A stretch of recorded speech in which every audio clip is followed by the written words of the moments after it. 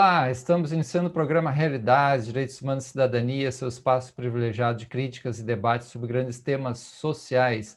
Hoje a gente conversa sobre a importância da universidade pública e para isso nós temos a honra de receber o professor Alfredo Gomes, reitor da Universidade Federal de Pernambuco. Bem-vindo, professor Alfredo. Bom dia, Marcelo. Prazer estar com você, um programa que eu acompanho e admiro, Realidades. Prazer estar aqui. Legal.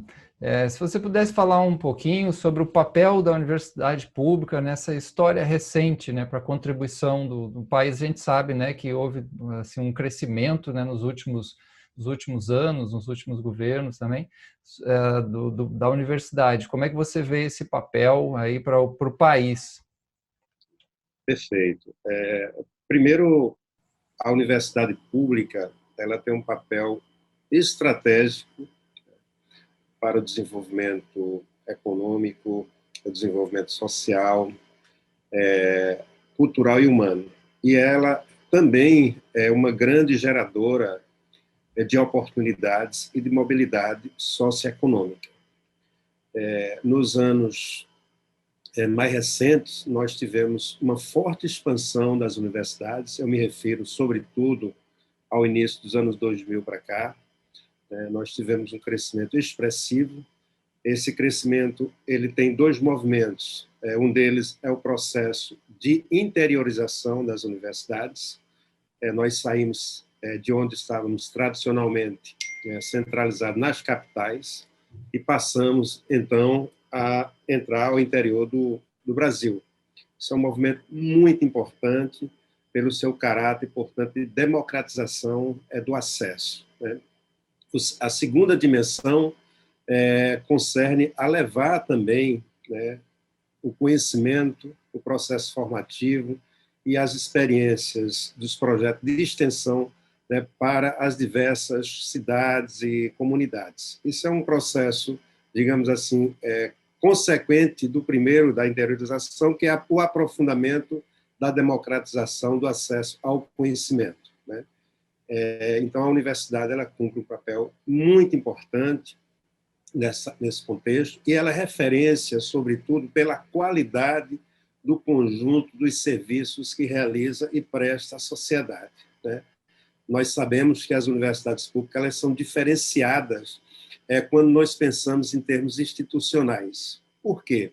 Porque elas realizam concomitantemente o ensino, e o ensino aqui é o ensino de graduação e de pós-graduação, de forma a qualificar profissionais, né, para atuar nas diferentes áreas, mas também para garantir a própria reprodução e inovação no campo científico e tecnológico. Isso é uma tarefa fundamental que vem, então, por meio do processo de ensino. A segunda dimensão é o processo em si de pesquisa, né, que leva a descobertas importantes e ao conhecimento mais detalhado e profundo da realidade social, né, da realidade econômica, da realidade cultural, humana, em suas diferentes dimensões e perspectivas. E a terceira é a realização de intervenções por meio de diferentes projetos de extensão. Então, esse processo em si, ele garante, né, de forma mais ampla, né, e, digamos assim, e traz aí uma questão importante, que é o reconhecimento, né, amplo da população da importância e centralidade em qualquer país, eu digo em qualquer país mesmo, né, da importância de instituições do porte das universidades. Comumente, a educação ela é central em qualquer país para o seu desenvolvimento enquanto nação, enquanto sociedade, mas no caso específico aqui que estamos falando, as universidades públicas cumprem esse papel central, ela está muito bem representada em todas as regiões do Brasil, e mais recentemente nós tivemos, portanto, a sua interiorização, que implicou a sua desconcentração das capitais e o processo de democratização do acesso. Me permita só concluir que isso veio também, digamos assim, ele veio de forma bastante correlacionada, né, com políticas como a política de cotas, né, Não apenas houve um processo de interiorização, de democratização no sentido da presença das universidades e daquilo que ela melhor faz, mas também nós tivemos políticas, né, que passaram a garantir a presença de estudantes, né, provenientes de classes sociais, né, que tradicionalmente não entravam na universidade, e também de escolas públicas. Então, nós tivemos um duplo ou triplo processo de democratização do acesso, sem perder, portanto, a qualidade.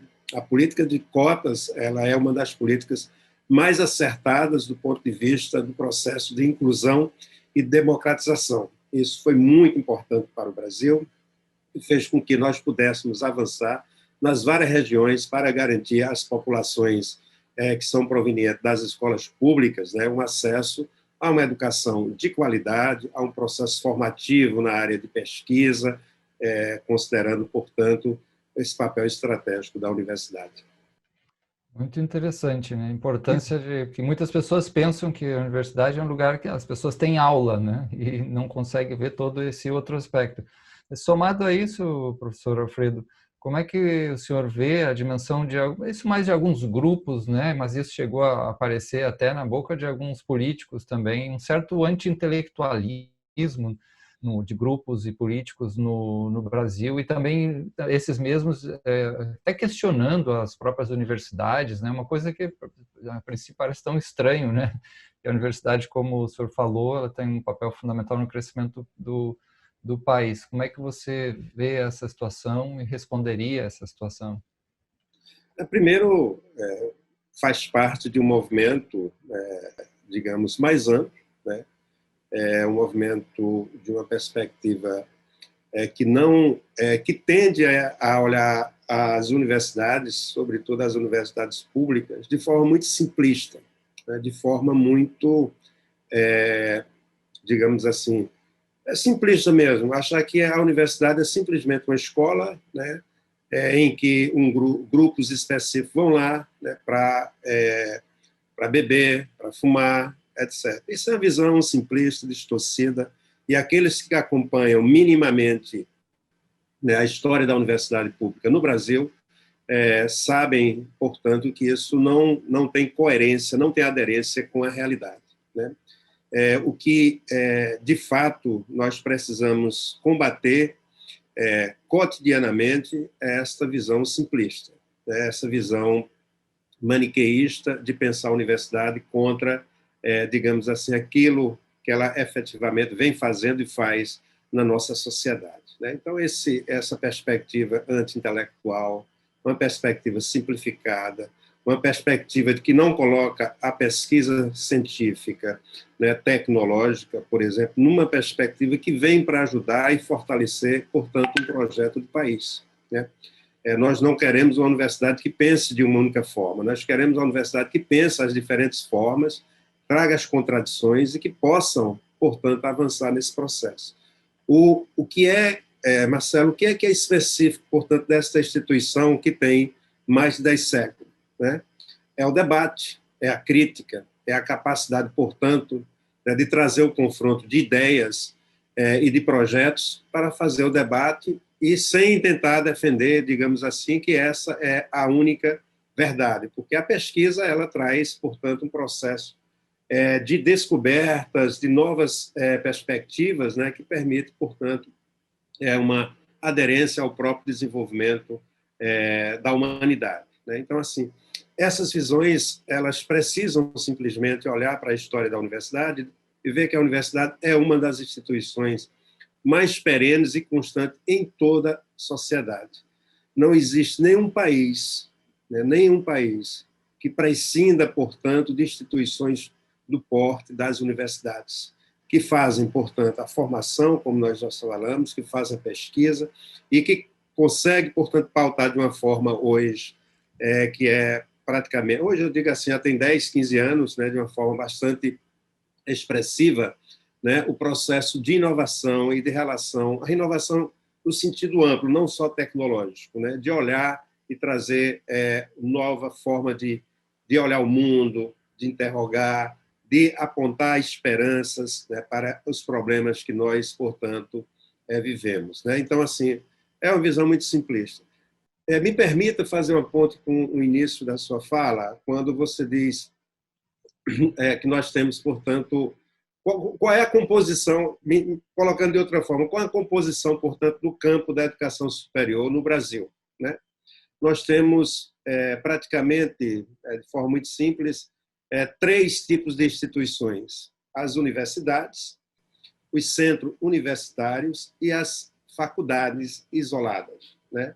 Então, onde é que estão concentrados, portanto, né, a grande pesquisa e a pesquisa, portanto, de impacto?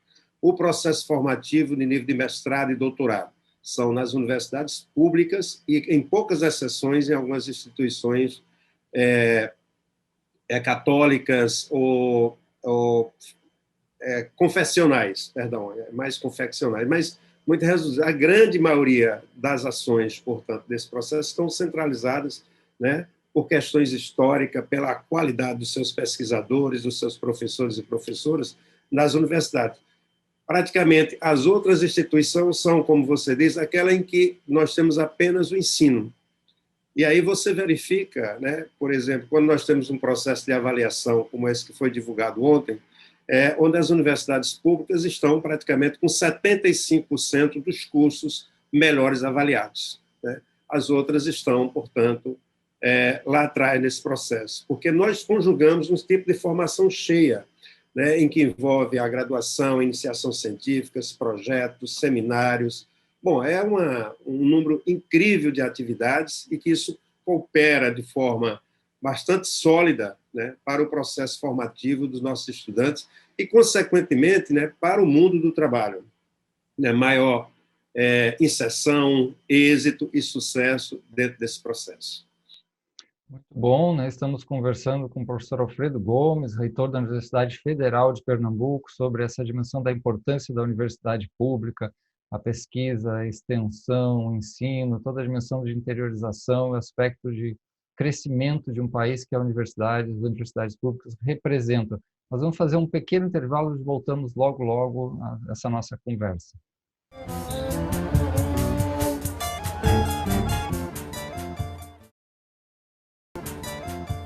Estamos de volta com o programa Realidades, conversando sobre a importância da universidade pública, e temos aqui a presença do professor Alfredo Gomes, reitor da Universidade Federal de Pernambuco. Uma questão que nós queríamos tratar aqui, professor, é o contexto agora da pandemia, né? Eu gostaria de iniciar trazendo algumas falas de alguns políticos, novamente, dizendo que os professores têm que voltar a trabalhar porque estão parados, né? Ou a educação como um todo, também, né, não só superior, tá parada. Então, como é que você vê isso? O que aconteceu no início da pandemia em termos da organização das universidades? Na verdade, as universidades, né, especialmente a federal, nós nunca paramos, né, as atividades totalmente. Nós tivemos que fazer um replanejamento em função de uma conjuntura muito específica, né, conhecida globalmente, que foi o processo de pandemia, né? Então, nós suspendemos as atividades de aula presencial, ali por volta do dia 16 de março, né, e iniciamos, portanto, um planejamento, né, para colocar em funcionamento uma instituição que tem praticamente 45 mil pessoas para funcionar de forma remota. Isso leva, obviamente, tempo, é necessário planejamento, e também um princípio que foi muito caro nesse processo, Marcelo, era o processo de garantir a todos aqueles, né, que estão matriculados na universidade, né, o acesso a tecnologias e também a internet para poder ter acesso e participar das atividades de retorno. Nós, do ponto de vista do ensino, nós, em 2 meses, mais ou menos, já estávamos com as atividades de pós-graduação, né? 10 mil estudantes matriculados na pós-graduação na Universidade Federal estavam com essas atividades em funcionamento, um processo que foi amplamente discutido e consolidado com os próprios professores e coordenadores de programas e com os estudantes. Conseguimos, portanto, fazer a volta da pós-graduação preservando a vida, preservando, portanto, a vida. E continuamos o planejamento para o retorno das atividades de graduação. E assim o fizemos. Estamos agora concluindo o primeiro semestre suplementar. E já planejando, portanto, o retorno das atividades para o próximo ano. Em função do quadro de pandemia que nós estamos acompanhando, né, a tendência, eu digo a tendência porque nós temos que apreciar a matéria ainda no âmbito da universidade, conversar com os coordenadores, com os professores, com os estudantes e técnicos. Então, a tendência é de uma volta híbrida em 2021, ou seja, a conjugação, portanto, de atividades presenciais, naquilo que é essencial, com atividades remotas, né? Por outro lado, a universidade esteve profundamente envolvida no processo de enfrentamento à Covid. Desde o primeiro momento, nós conseguimos fazer várias ações e parcerias, trouxemos recursos para a Universidade Federal e, portanto, começamos a desenvolver um conjunto de ações, né?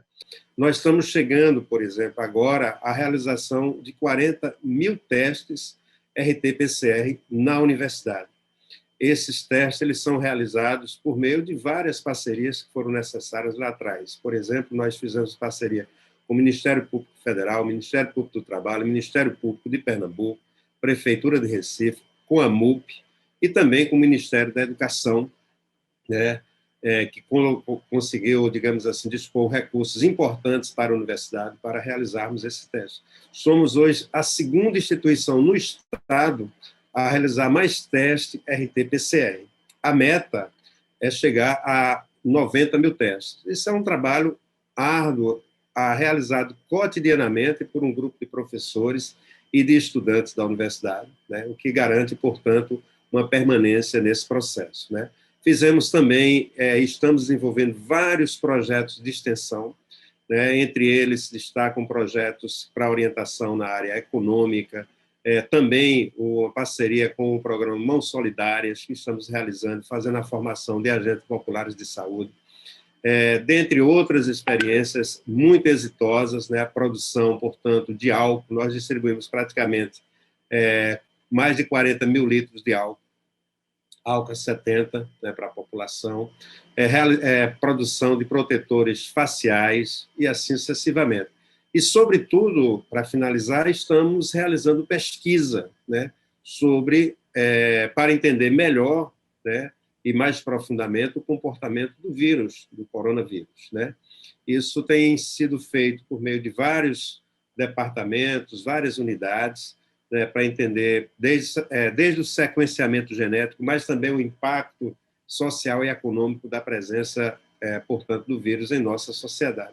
Então, isso é um testemunho claro que a universidade não parou, pelo contrário, a universidade vem contribuindo profundamente para essa questão, não apenas a nossa, mas as outras universidades aqui do Estado têm feito a mesma coisa, a Universidade Rural, a Universidade de Pernambuco, a Universidade Católica, dentre outras, vem prestando um grande serviço, né, nesse momento difícil, né, e que demanda necessariamente a união, né, de todos que estão comprometidos com a superação, portanto, desse momento, para que assim possamos superá-lo com a maior brevidade possível. Isso depende, é claro, de vacina na conjuntura em que estamos vivendo. E aí nós temos grupo de pesquisa também envolvido, portanto, no estudo dessa questão.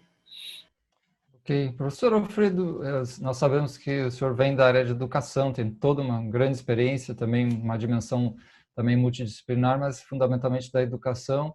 Como é que você vê essa dimensão agora da educação remota? Será que ela veio para ficar, vai modificar o sistema de ensino nas universidades, ou isso vai ser recolhido quando passar a pandemia, né?